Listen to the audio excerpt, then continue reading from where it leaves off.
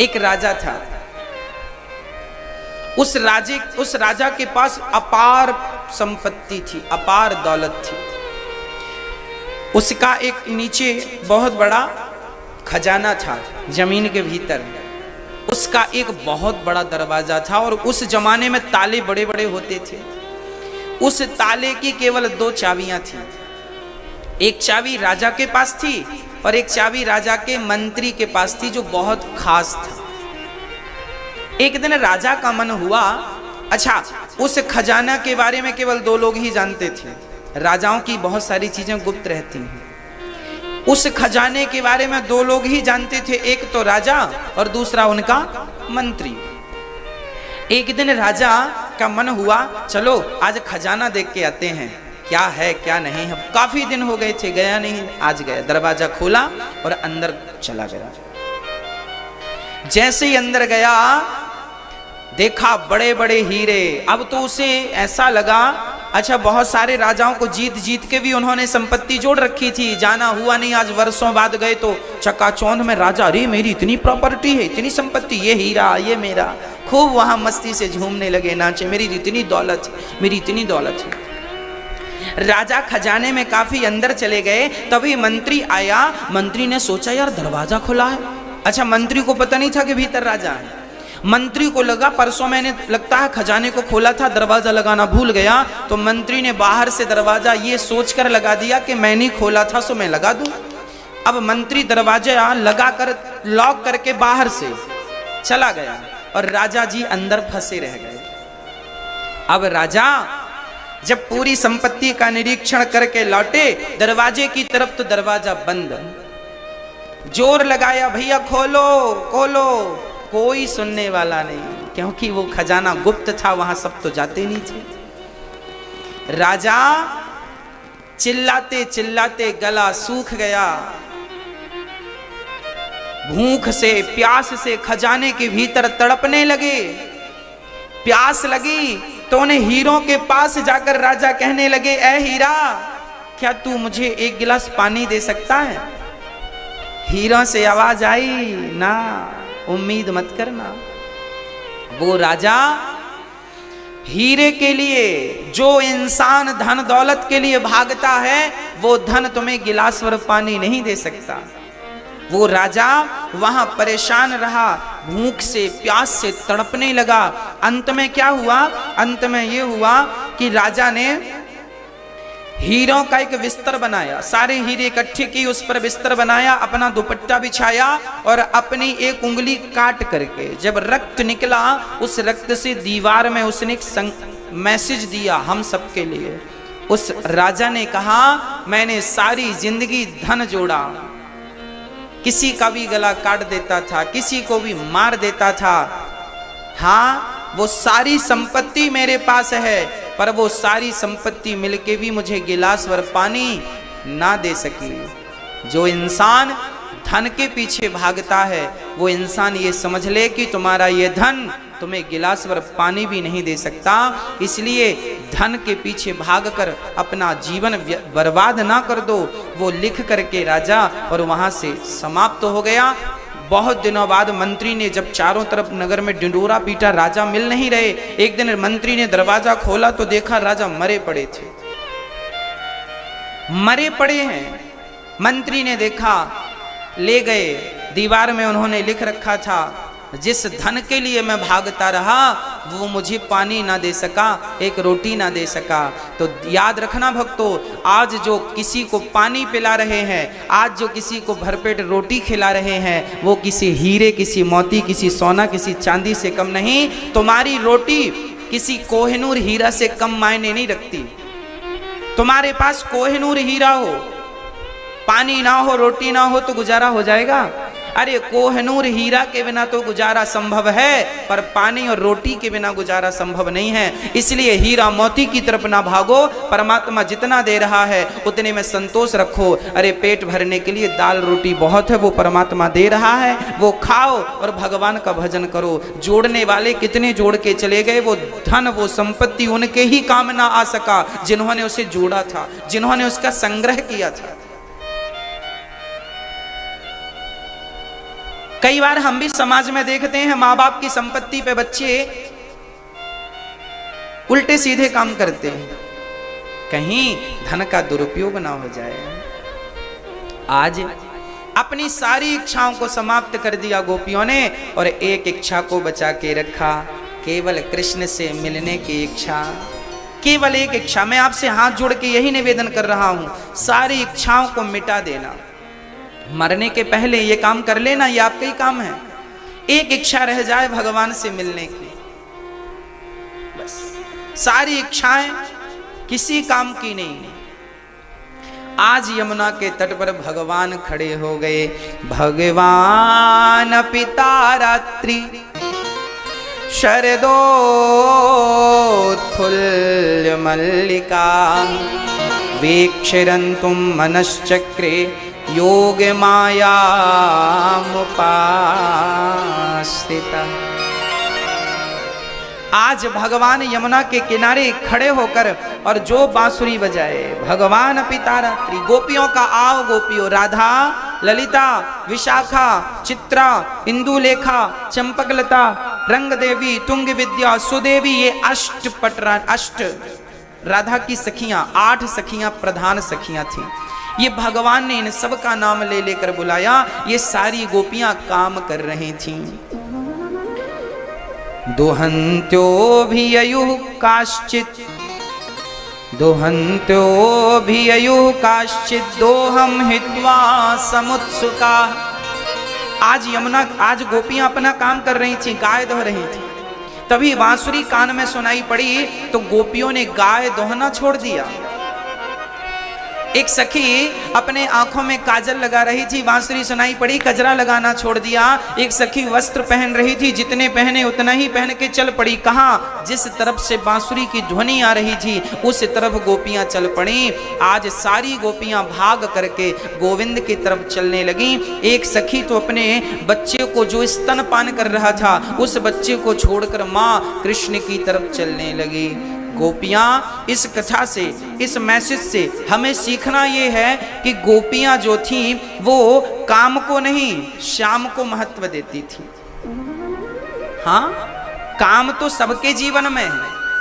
हम लोग क्या करते हैं, काम कर लें फिर कथा सुन लेंगे, ये काम हो जाए फिर कर लेंगे तीर्थ यात्रा, ये काम हो जाए फिर बिहारी जी का दर्शन कर लेंगे। काम काम करते हमारी जिंदगी निकल जाती है, काम पूरे नहीं होते।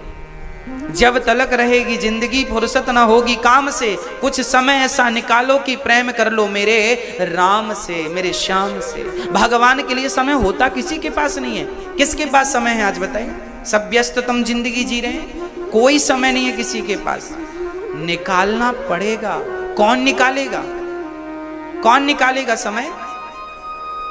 हमें निकालना पड़ेगा। खाने के लिए समय निकालते हो कि नहीं? पानी के लिए, पत्नी के लिए, परिवार के लिए समय निकालते हो कि नहीं? तो 5 मिनट भगवान के लिए समय निकालो, चिंतन करो भगवान का, स्मरण करो भगवान का, धन्यवाद दो। सारी गोपियां आई, भगवान ने स्वागत किया। स्वागतम वो महाभाग। आज भगवान ने गोपियों को महाभाग कहा। अम्बरीशो महाभागा, या तो स्वागतम वो महाभागा। महाभाग वही है जिसका मन संसार से हटकर केवल भगवान में लग जाए, उसी को महाभाग कहा जाता है। ये महाभाग एक उपाधि है। किसके लिए? जिनका मन अहरनिश भगवान के चरणों में लगा हो, उन्हें महाभाग कहा जाता है। अच्छा, अभी आप लोगों का मन कहाँ कहाँ लगा है?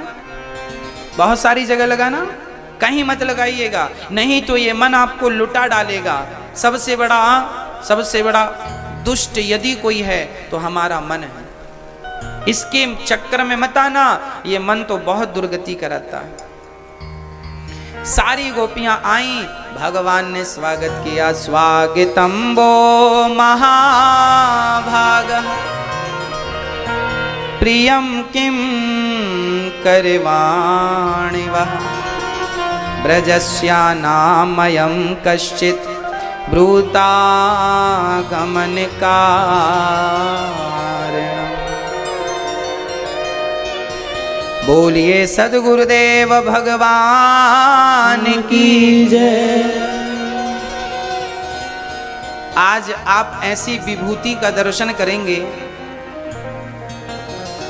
ऐसे महापुरुष दिव्य पुरुषों का आज आप दर्शन करेंगे। ये गुरुदेव जो बहुत सरल बहुत सहज हैं, ये भागवत के परम विद्वान हैं, परम विद्वान।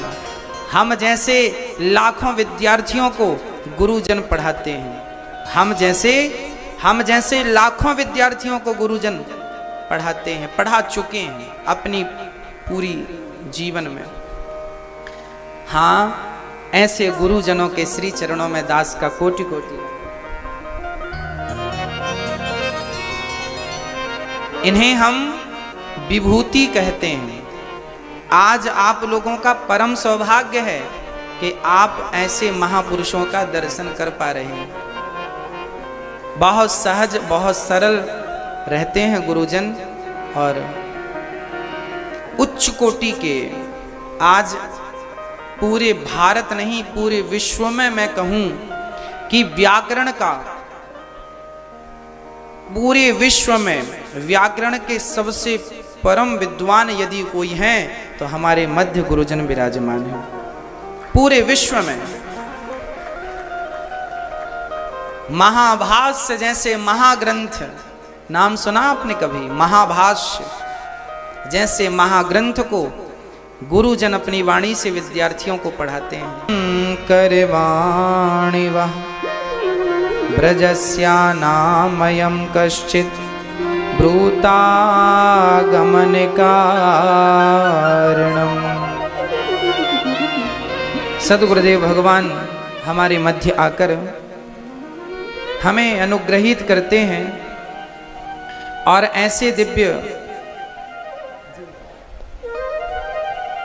ऐसे दिव्य महापुरुषों का जब दर्शन होता है तो दर्शन मात्र से हृदय शुद्ध हो जाता है, केवल दर्शन मात्र से।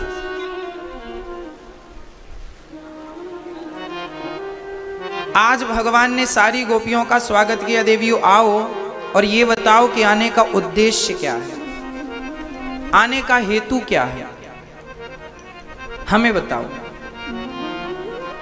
तब गोपियों ने कहा, प्रभु आपने तो पहले हमें बुलाया और अब आप ही पूछ रहे हो क्यों आए हो? हाँ, आपने ही तो हमें बुलाया है। आप इसलिए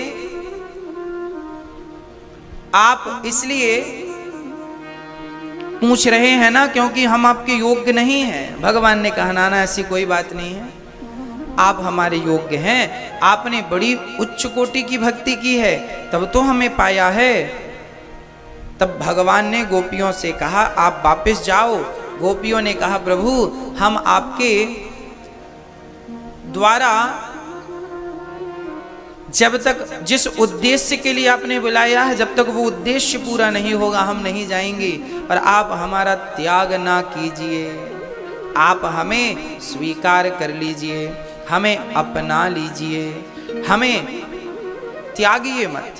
गोपियां पांव के अंगूठे से जमीन खोदने लगी। मानो गोपियों का भाव यह है कि भगवान यदि आपने हमें स्वीकार नहीं किया तो हम गड्ढा खोदकर अर्थात जमीन में समा जाएंगे।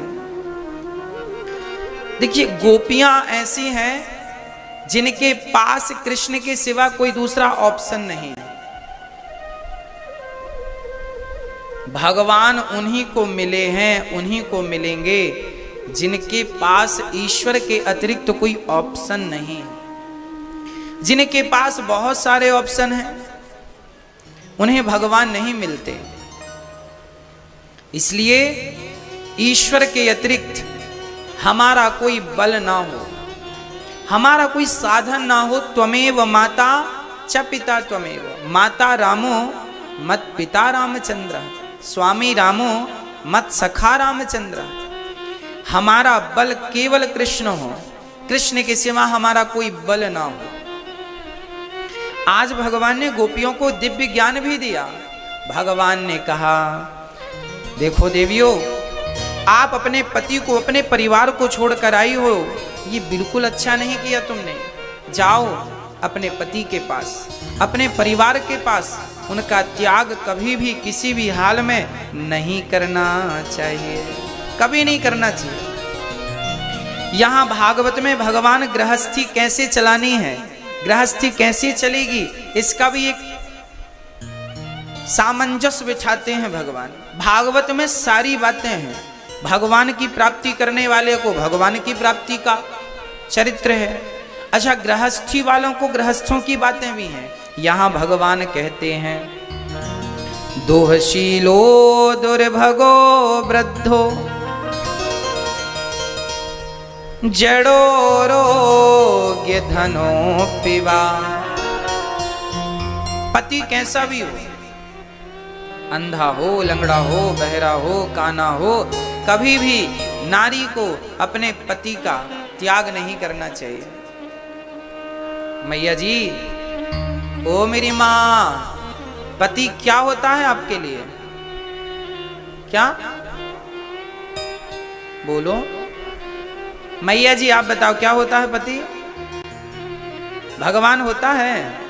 तो केवल कहने के लिए भगवान होता है कि सच्ची भगवान होता है? कहने के लिए भगवान है। बेचारे की वैल्यू कितनी है, जब देखो तब आप डांटती रहती हो अपने पतियों को। हाँ, थोड़ा पतियों को कम डांटा करो। हमें तो पतियों पे बड़ा तरस आता है जब हमारी माताएं पतियों को डांटती हैं। कई बार पति भी रोते रोते आते हैं, महाराज जी हमारी पत्नी अच्छी नहीं है। सही ऐसा होता है।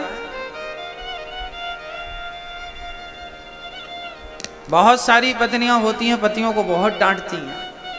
आप तो नहीं डांटती अपने पति को? बेचारे पतियों का भी दर्द है, कौन सुने उनका दर्द? हाँ, देखो माताओं को कितना मजा आ रहा है। पति भी बड़े परेशान है बेचारे। पति को भगवान माना, केवल कहा ना करो। अच्छा, आप कहती तो हो भगवान भगवान, और बेचारे को भगवान की तरह कभी महत्व देती नहीं हो। उसे भी लगता होगा लोग पति भगवान है। कैसे? जैसे मंदिर में पत्थर की मूर्ति को हम भगवान मान लेते हैं अपनी श्रद्धा के कारण, जैसे हम श्रद्धा से मूर्ति में भगवान का दर्शन करते हैं, उसी प्रकार हमें अपने पति में भी ऐसी श्रद्धा रखनी चाहिए कि ये पति ही भगवान है। यदि भक्त के लिए पत्थर से भगवान प्रकट हो सकता है, तो क्या पति से भगवान प्रकट नहीं हो सकता? ईश्वर तो सर्वत्र है। यदि भगवान सब जगह है, तो क्या पति के भीतर नहीं है? इसलिए पति के भीतर भी भगवान है और पत्नी के भीतर भी भगवान है। इसलिए पुरुष को चाहिए कि वो अपनी पत्नी का सम्मान करे, और नारी को चाहिए कि वो अपने पति को भगवान मानकर उसकी पूजा करे।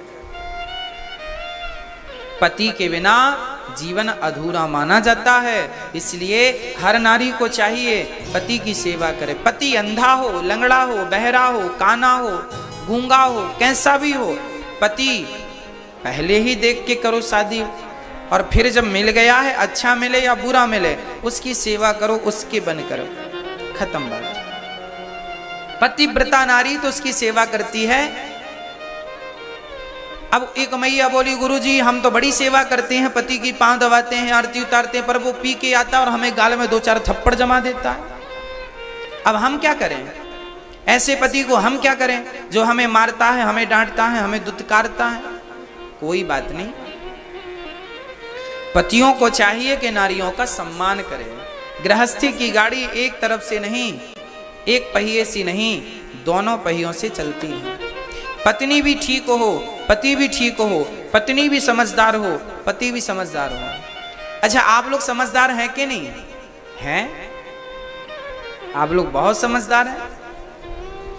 एक अच्छा पति, देखो ये हमारे जीवन में 2 चीजें होती हैं। एक तो हमारी पॉजिटिव सोच होती है, सकारात्मक, एक नेगेटिव थिंकिंग होती है, नकारात्मक, मतलब नकारात्मक सोच। एक सकारात्मक सोच है, एक नकारात्मक।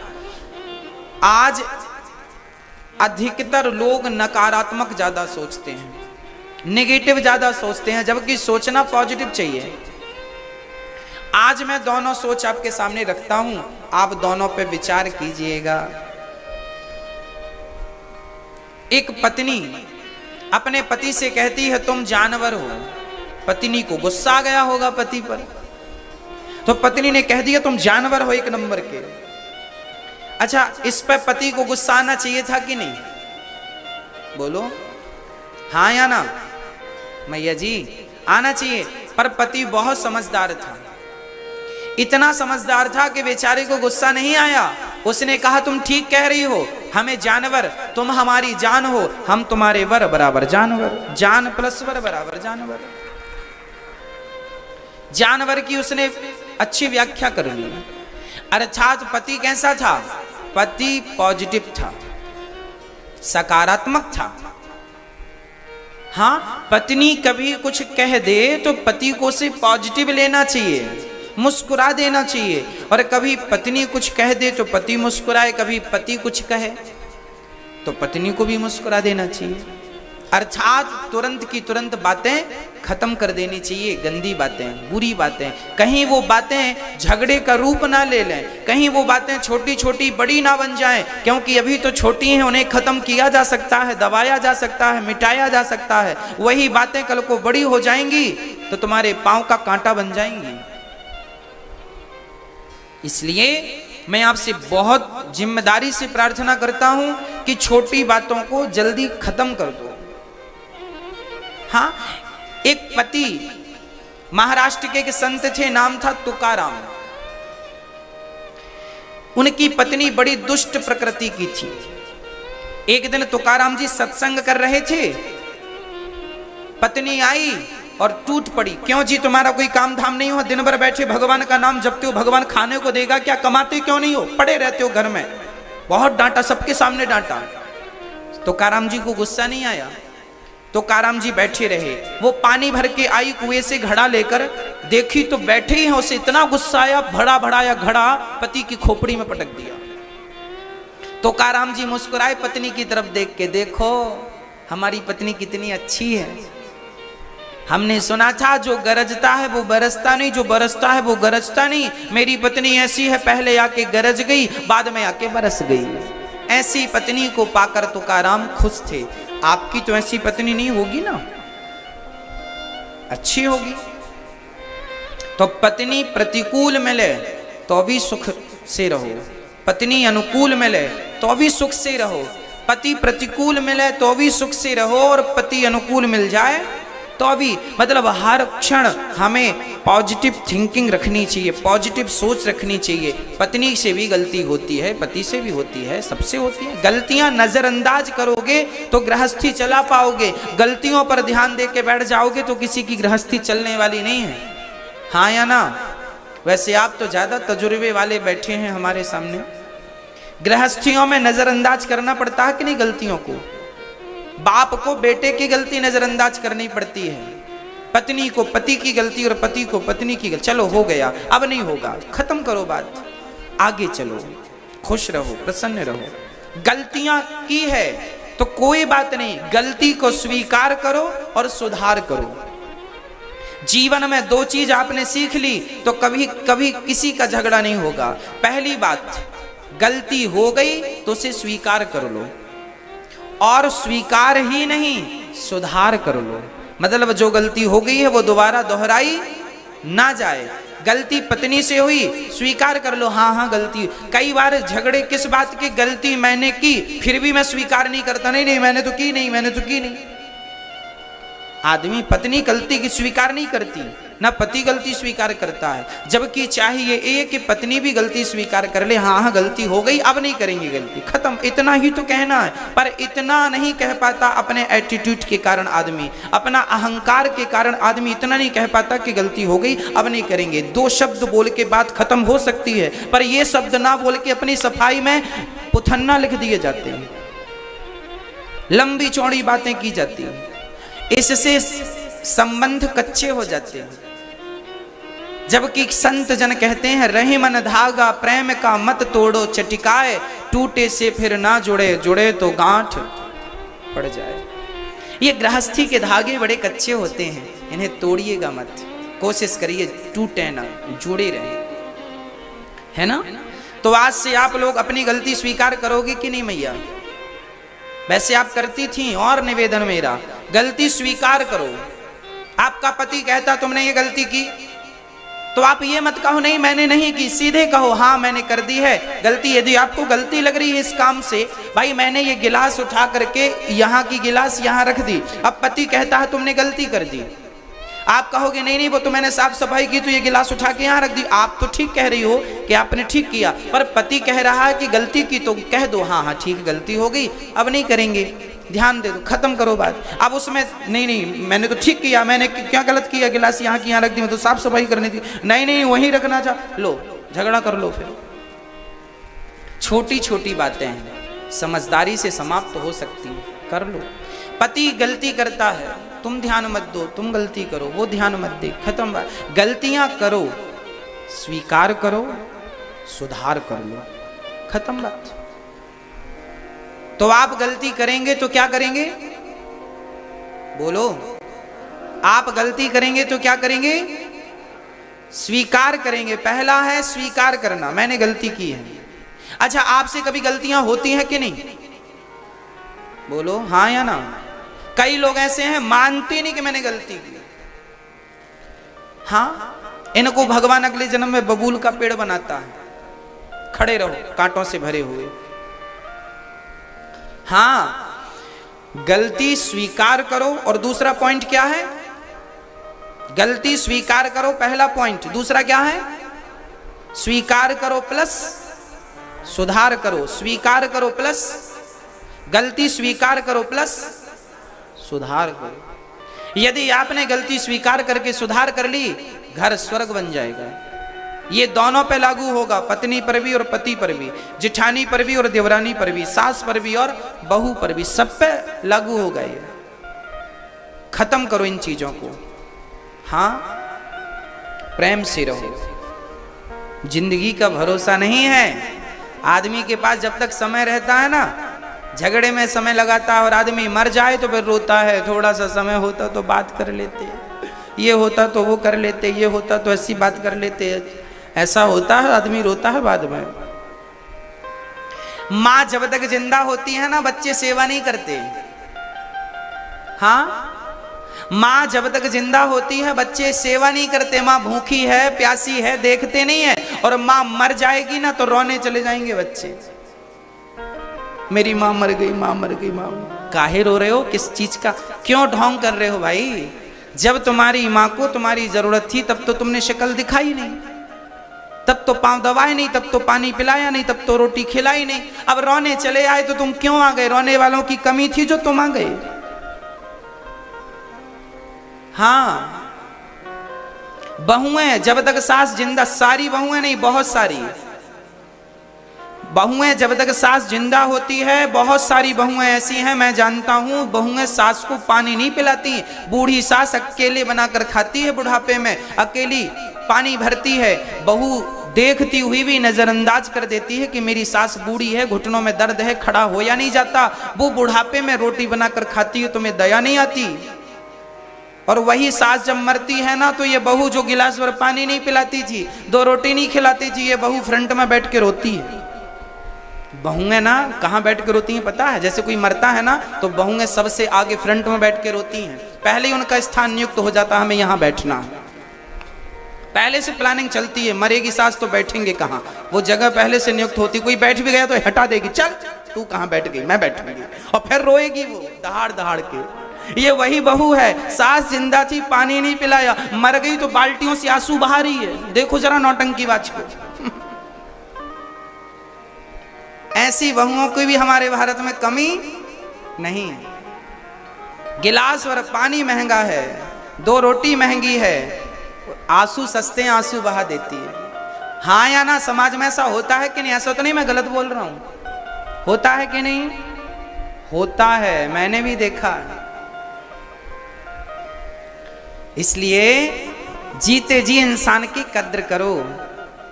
मेरे मरने के बाद जब ये अनिरुद्धाचार्य मर जाएगा, तब मेरे मरने पे बहुत लोग रोएंगे, पता है आपको?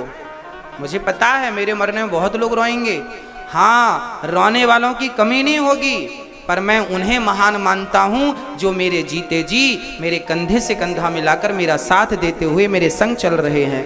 मैं उन्हें सम्मान करता हूं, मैं उन्हें आदर करता हूं। मैं जिंदा हूं तो मेरे से दो बात कर लो, थोड़ा सा हम सब मिलके एक अच्छा काम कर लें। यदि मेरा भाव सेवा करने का है, मेरी वृद्ध माओं की सेवा करने का, अन्न क्षेत्र चलाने का, दवाई हॉस्पिटल बनाने का, इस कार्य से जो मेरे संग कोई 1 रुपए देकर सहयोग कर रहा है, कोई 1 लाख, जिसकी जैसी शक्ति है उस प्रकार का योगदान मेरे जीते जी, मेरे सपने को हम सभी, मैं सपना देखता हूं तो अपने लिए तो नहीं देख रहा हूं कि मैं अपने लिए मेरा कोई सपना हो। मेरे अपने सपने के लिए मैं कभी सोचता नहीं हूं, मैं तो वही सपने देखता हूं जिससे मेरे देश का कल्याण हो, जिससे मेरे देश के लोगों का भला हो, जिससे मेरी माओ का भला हो, जिससे मेरी माओ की मरने के बाद तुम ना दोगे तो कंधा तो देने वाले मिल ही जाएंगे। हाँ, मैं इस बात को बहुत गहराई से कह रहा हूं कि जीते जी अपनी माँ की सेवा करना, जीते जी अपनी माँ का सम्मान करना। भाई मर गया रोते रोते पहुंच गए, भाई मर गया, भाई जिंदा था बात नहीं करता था भाई से, मैं क्यों जाऊं उसके घर, मैंने थोड़ी गलती की, वही मुंह फेर के बैठा है। वैष्णव देवी की यात्रा आदमी करता है, 12 किलोमीटर की चढ़ाई चढ़ता है, अमरनाथ की खतरनाक यात्रा कर लेता है आदमी, पर रूठे भाई के घर जाकर के कान पकड़ के सॉरी नहीं कह पाता, उसके घर की 4 सीढ़ी नहीं चढ़ पाता। वैष्णव देवी की 14 किलोमीटर चढ़ाई चढ़ लेता है, पर भाई की 4 सीढ़ियां नहीं चढ़ पाता। यही तो दुर्भाग्य है, यही तो विडंबना है। रूठे भाई को मना ना सका तो वैष्णव देवी को क्या मनाएगा तू? रूठी मां को तो मना ना सका, वो माता को क्या मनाएगा तू? हाँ, इंसान में भगवान को देख ना पाया, पत्थर में भगवान को क्या देखेगा तू? अरे इंसान, ये मेरी माँ है, मंदिर है, यही भगवान है, ये चलती फिरती भगवान है। हाँ, मुझे तो इनमें ही भगवान नजर आते हैं। इसलिए कहता हूं बुलावा आएगा, जाना पड़ेगा। हाँ, समय है संभलने का, पति की सेवा करने का। पति बिन परमेश्वर सूना मंदिर, बिंदिया बिना लिलार सूना, पति बिना संसार,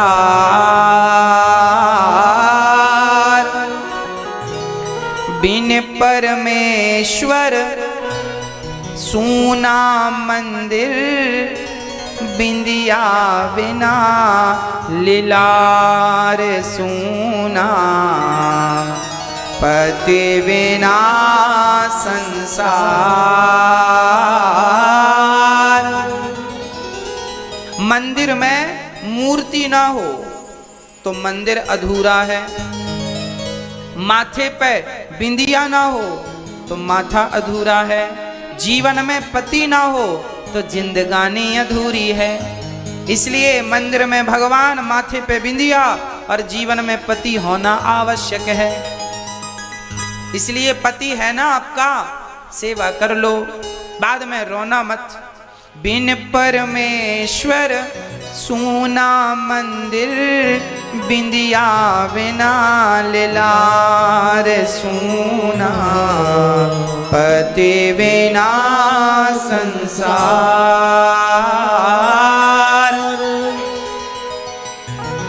पति ही जप है, हमारे ग्रंथों में पति का महत्व कितना है। पति ही जप है, पति ही तप है, पति ही है करतार, पति से ही पत इस तन की है, पति बिन विपति हजार सूना, पति बिना संसार। एक पति व्रत रहे जगत में, सब व्रत हैं बेकार।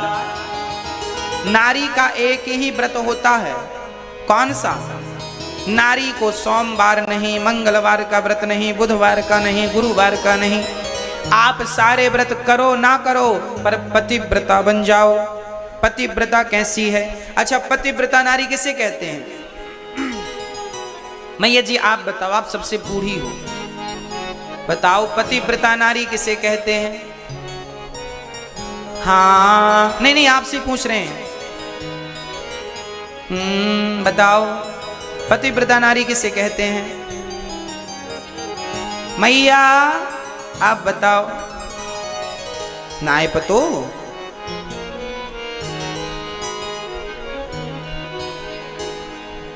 बूढ़ा हो गया आदमी, बुढ़ापा आ गया माताओं को, पर इन्हें पता ही नहीं पतिव्रता क्या होता है। पति की सेवा, पति के सोने के बाद जो सोती हो, पति के जागने के पहले जो जागती हो, पति के चरण दबाती हो, पति की आज्ञा को भगवान की आज्ञा मानती हो, और पति के वाक्य को ब्रह्म वाक्य मानती हो, जो लंबी सी मांग भरती हो, जो बिंदिया सजाती हो, जो पति के लिए मंगल सूत्र पहनती हो, जो पति के लिए पाँव में मोहर लगाती हो, जो पति के लिए पाँव में बिछिया पहनती हो, जो पति के लिए पाँव में पायल पहनती हो, जो पति के लिए हाथ में मेहंदी रचाती हो, जो हमेशा सोचे तो पति के लिए सोचे, वही पतिव्रता नारी जानो। पति के लिए माताएं क्या भरती हैं? लंबी, बोलो हाँ कि ना? आजकल माताएं मांग नहीं भरती। क्यों नहीं भरती? सीता जी एक बार मांग भर रही थी लंबी सी, सिंदूर लगा रही थी मांग में। हनुमान जी बोले माँ क्या कर रही हो? बोले बेटा इससे राम की आयु लंबी होगी। हनुमान जी बोले इतना सा सिंदूर लगाने से राम की आयु लंबी होगी? हाँ। तब हनुमान जी ने कहा मैं पूरे शरीर में सिंदूर लगाऊंगा। तब से हनुमान जी पूरे शरीर में सिंदूर लगाने लगे। सिंदूर लगाने से जितना लंबा सिंदूर, अच्छा हमारी स्त्रियों को, हमारी माताओं को श्रृंगार करने का भी एक तरीका नहीं पता, वो आज मैं बताऊंगा। पत्नी आप हो पर तुम्हारे सारे नियम हमें बताने पड़ते हैं। हाँ, सबसे पहले अपने घर में भगवान को रोली, आप मांग में क्या लगाती हो? सिंदूर या रोली, कुमकुम, क्या सिंदूर लगाती हो ना? हाँ, सिंदूर सबसे पहले उठाकर सबसे पहले भगवान के चरणों में लगाना चाहिए। एक कटोरी में थोड़ा सा सिंदूर डाल लो, माता जी के, भगवान श्री कृष्ण के चरणों में लगाओ, फिर वही सिंदूर माता मतलब राधा रानी के चरणों में लगाओ। घर में राम दरबार है तो राम जी के चरणों में लगा के फिर सीता जी के चरणों में लगाओ। फिर वही सीता जी के चरणों में जब सिंदूर लगा दोगे, या दुर्गा माता हो तो माता जी के चरणों में लगाना, माथे पे नहीं, चरण में। जब आप अपनी कटोरी का सिंदूर थोड़ा सा, ऐसा नहीं कि पूरी डिब्बी ना, डिब्बी से सिंदूर एक कटोरी में निकालना चाहिए, फिर वो भगवान को लगाना चाहिए। फिर वही सिंदूर वो क्या बन गया? अब वो क्या बन गया? वो क्या बन गया? वो प्रसाद बन गया। वो सिंदूर क्या बन गया? वो भगवान को अर्पण हो गया ना, तो प्रसाद बन गया। फिर वही सिंदूर जो बचा उसे आप अपनी मांग में लगाओ भगवान के सामने। हे प्रभु, जैसे जैसे जैसे आपके चरणों में ये सिंदूर लगाया, वही मैं प्रसाद रूप अपनी मांग में भर रही हूँ। तो जितनी लंबी मैं अपनी मांग भर रही हूँ, हे मेरे भगवान, मेरे पति की आयु भी इतनी ही लंबी कर देना। मुझे यही वरदान दो कि जितनी लंबी मेरी मांग है, मेरे पति की उतनी ही लंबी आयु। ऐसी प्रार्थना भगवान से करनी चाहिए। पर घोर कलयुग चल रहा है, मांग ही नहीं भरी जाती। हाँ, इसलिए मेरी माँ, हमारी परंपराएं जो शास्त्रोक्त परंपराएं हैं, उन्हें निभाना हमें पड़ेगा। अरे हम ही उनका पालन नहीं करेंगे तो कौन करेगा? हाँ, इसलिए लंबी मांग होनी चाहिए। माताओं के मस्तक पर, माथे पे बिंदिया होना चाहिए। कहते हैं वो स्त्री अभागिन होती है जिसके मांग में सिंदूर नहीं होता। कहते हैं ना, जब पति चला जाता है संसार से तब तो मांग पोंछी जाती है, हाँ या ना? जब पति नहीं होता तो चूड़ी तोड़ी जाती है, जब पति नहीं होता तो बिंदिया उतारी जाती है, जब पति चला जाता है दुनिया से तब उसकी मांग साफ कर दी जाती है। अर्थात यहाँ हाँ, वो स्त्री अभागिन होती है जिसके मांग में सिंदूर नहीं। हाँ, इसलिए तुम भाग्यवान हो, तुम्हारा पति है, तो मांग जरूर भरना चाहिए, और छोटी सी मांग नहीं, लंबी सी मांग भरना चाहिए। हाँ, और मैं उन नारियों को भी कहूंगा जिनके पति नहीं है, कोई बात नहीं, आप ये मत सोचना कि पति नहीं है तो मैं अभागिन हूं। मैं आपको क्षमा करना, मैं अभाग्य नहीं कहना चाह रहा हूं किसी को, सब भाग्यशाली हैं। माँ कौशल्या भी दशरथ जी के जाने के बाद रही हैं, उनके पति भी तो चले गए थे ना कौशल्या माँ के, तो भी तो वो रही हैं, तो क्या वो अभागिन थी? ना। जो स्त्री पति के जाने के बाद परमेश्वर से नाता जोड़ लेती है वो भाग्यशाली होती है, और जो पति के जाने के बाद केवल संसार के विषयों के लिए रोती है उसे अभागिन कहते हैं। अभागिन वो है जो पति भगवान को ना माने, जो भगवान से अपना संबंध जोड़ लेती है। जो स्त्री भगवान के चरणों में मन लगा लेती है वो स्त्री भाग्यशाली हो जाती है। पर जो पति के जाने के बाद पराये पुरुषों की तरफ यहाँ वहां ताक झांक करती है उसे अभागिन नारी कहा जाता है, जैसे सूपड़खा थी। हाँ, तो पति ही एक पतिव्रत रहे जगत में, सब व्रत हैं बेकार। बिन पतिव्रत के नारी का तो जीवन है बेकार। सूना पति बिना संसार, पति ही गंगा पति ही यमुना, पति नर्मदा धार। जिस नारी ने पति को पाया उसकी नैया पार। सूना पति बिना संसार। इसलिए जीवन में हर रिश्ते को अहमियत दीजिए, अर्थात हर रिश्ते को गंभीरता से लीजिए। आज छोटी छोटी बातों में लोग झगड़ा कर ने कहा प्रभु मैं थक गई हूँ, भगवान ने कहा हो कंधे पर बैठ जाओ। ज्यों कंधे पर बैठने लगी श्याम सुंदर ने श्री राधा रानी को छोड़ दिया। और आज भगवान ने जब राधा रानी को अपनी गोपियों को छोड़ा, सारी गोपियां विरह में डूब गईं। ऐसा विरह मानो कृष्ण के बिना अब प्राण निकल जाएंगे, प्राण निकल जाएंगे। गोपियों की ऐसी स्थिति हो गई। उन गोपियों ने उस प्रेम में एक गीत गाया। सारी गोपियां लता पता, हे तुलसी बता मेरे मनमोहन कहाँ चले गए, हे यमुना बता, हे कदम तू बता मेरे मनमोहन कहाँ चले गए। क्या क्या हम उनके बिना जी सकेंगी? अब तो प्राण निकलने लगे, अर्थात तड़पने लगी गोपियां भगवान के। आज मैं आपको एक बात स्पष्ट कर दूं कि हम कितने भी पुराणों का ज्ञान धारण कर लें, पर जब तक भगवान से मिलने के लिए उत्कंठा नहीं जागेगी और नेत्रों से आंसू नहीं बहेंगे, तब तक भगवान की सानिध्यता, भगवान का दर्शन संभव नहीं है। जब तक हम भगवान के चरणों में प्रेम नहीं करेंगे और प्रेम से जब आंसू नहीं आएंगे, तब तक वो सारी गोपियां रो रही हैं जैसे मछली पाने के लिए तड़पती है, गोपियां रोने लगी। और नहीं, हम जाते नहीं तो हमें पता कैसे चलता कि तुम हमसे इतना प्रेम करती हो। प्रेम को प्रकट करने के लिए भगवान गए हैं। भक्तों, जब तक आप प्रेम नहीं करेंगे, जब तक हम प्रेम नहीं करेंगे, तब तक हमें भगवान के दर्शन संभव नहीं है। उनके लिए कुछ मत करो, केवल रो, केवल रो।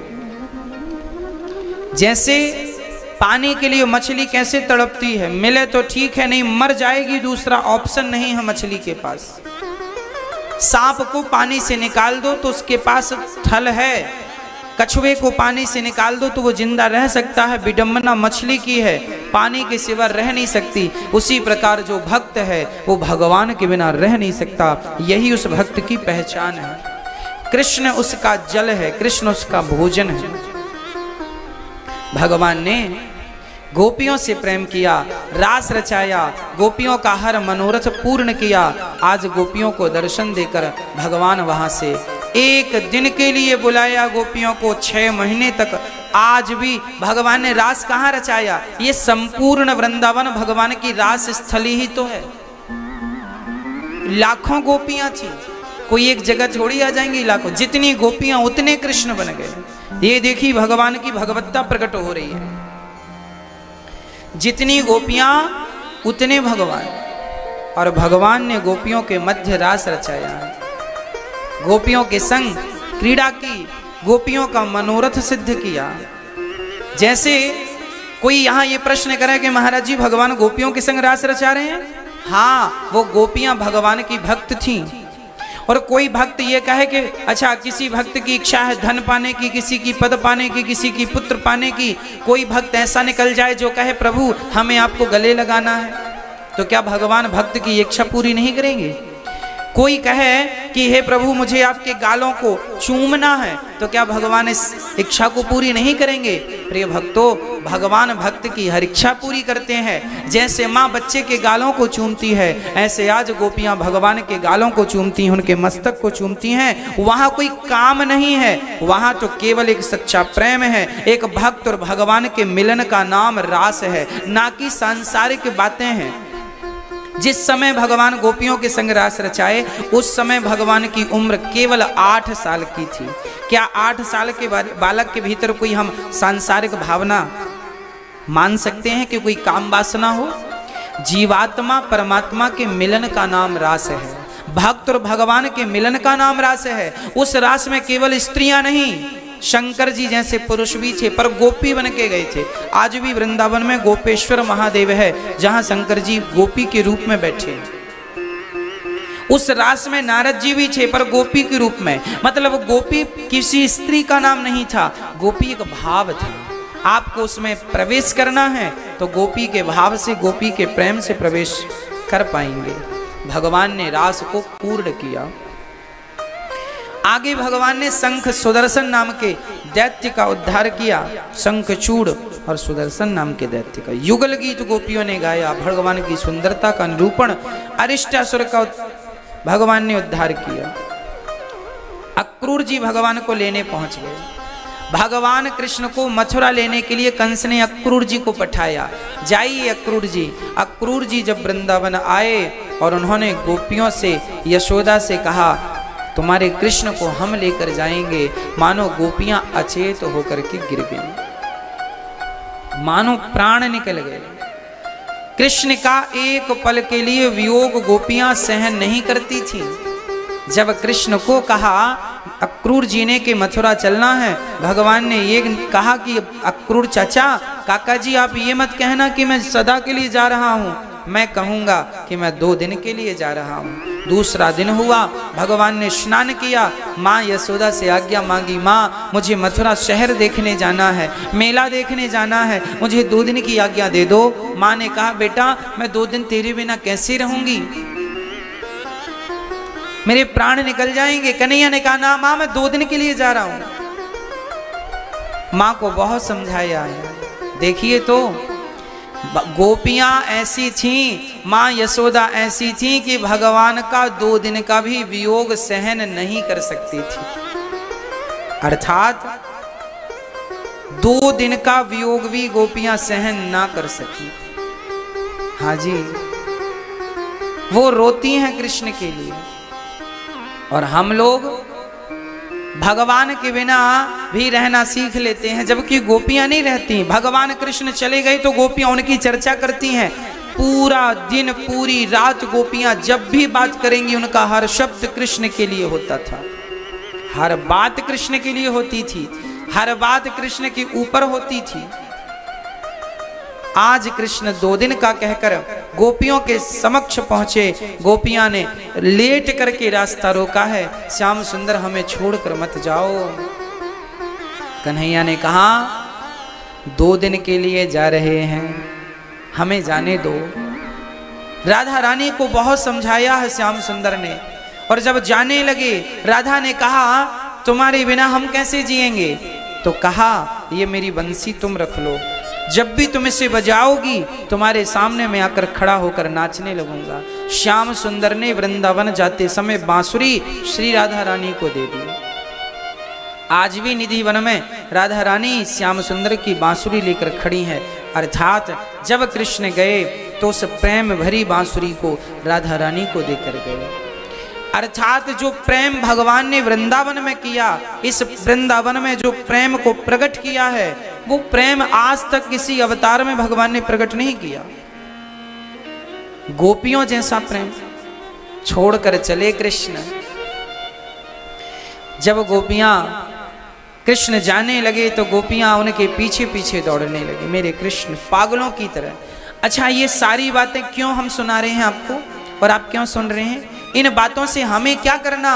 इन बातों से हमें ये करना है कि इन बातों से हमें सीखना है कि उन गोपियों ने इतना प्रेम किया तो हमें भी इतना ही प्रेम भगवान से करना होगा। भगवान को पाना है तो प्रेम ही एक मार्ग है जो ईश्वर तक पहुंचा सकता है। कोई कितना भी बड़ा ज्ञानी बन जाए, विद्वान हो जाए, पर प्रेम ना करे तो ज्ञान का, उस प्रेम के बिना कोई महत्व नहीं है। वृंदावन से जब भगवान चले, अक्रूर जी रथ पर बिठाए, अक्रूर जी ने यमुना स्नान किया, तब भगवान ने यमुना के भीतर उनको दर्शन देकर उन्हें कृतार्थ किया। भगवान मथुरा पहुंचे, जहां भगवान ने मथुरा पहुंचकर श्री धोबी पर कृपा की। अब यहां गोपियां अहो विधातस, हे विधाता तुमने मेरे भाग्य में केवल दुख लिखा है। अहो विधातस तब ना क्वचित दया, संयोज्य मैत्र्या प्रणयेन देहिना। गोपियां कहती हैं हे गोविंद, हे विधाता। गोपियां भगवान से क्या शिकायत करती है? हे विधाता तुम निर्दयी हो, निष्ठुर हो, तुम्हारे भीतर दया नहीं है। अरे तुम्हारे भीतर दया होती तो हमारे कृष्ण, हमारे प्रियतम, हमारे प्राण धन हमें छोड़कर क्यों चले जाते? कृष्ण तो चले गए, पर गोपियां वहां कृष्ण को याद करती ही रहीं। एक भी घड़ी, एक भी पल ऐसा नहीं बीता जो कृष्ण को याद किए बिना बीता हो। इस चर्चा से ये सीखना चाहिए कि जब भी हम आपस में बैठें तो हम व्यर्थ की बकवास, व्यर्थ की चर्चाएं ना करें।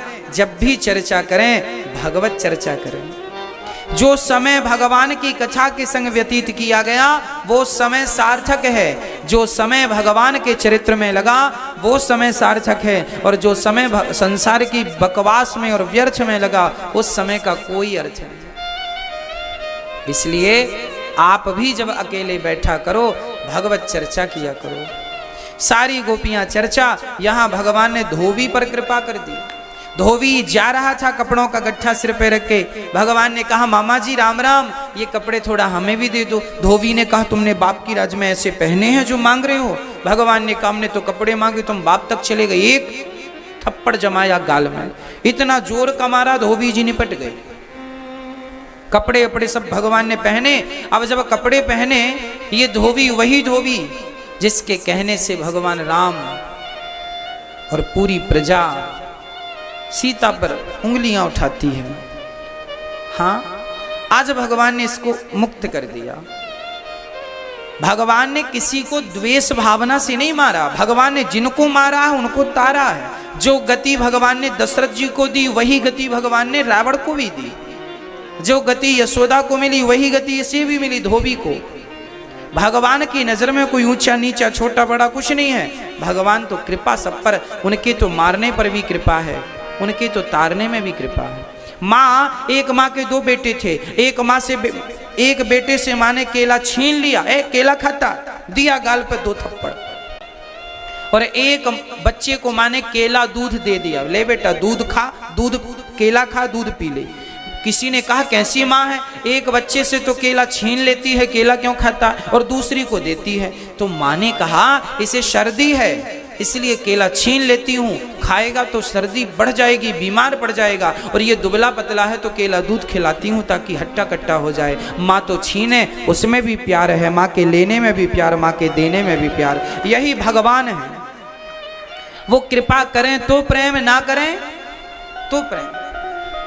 धोबी पर कृपा की, दर्जी पर कृपा की। जब कपड़े भगवान ने पहने तो पूरा रास्ता साफ होने लगा, बड़ा कपड़ा था। दर्जी ने काट के नाप का किया। भगवान ने कहा दक्षिणा क्या लोगे? दर्जी ने कहा हमें नहीं लेना, कुछ आशीर्वाद दो, आपने उन्हें क्या दिया है हमें पता है, अब तो आशीर्वाद दे दो। भगवान आगे चले। मथुरा में एक स्त्री रहा करती थी जिसका नाम था कुब्जा।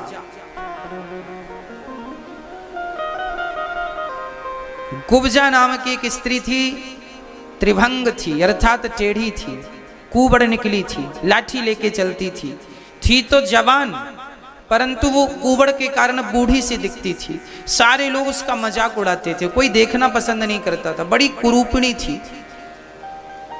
आज भगवान ने कुब्जा की तरफ देखा और कुब्जा को देखकर कहा सुंदरी, ओ सुंदरी। कुब्जा को बहुत अच्छा लगा पर गुस्सा भी आया। ए बालक, मेरा मजाक उड़ाते हो?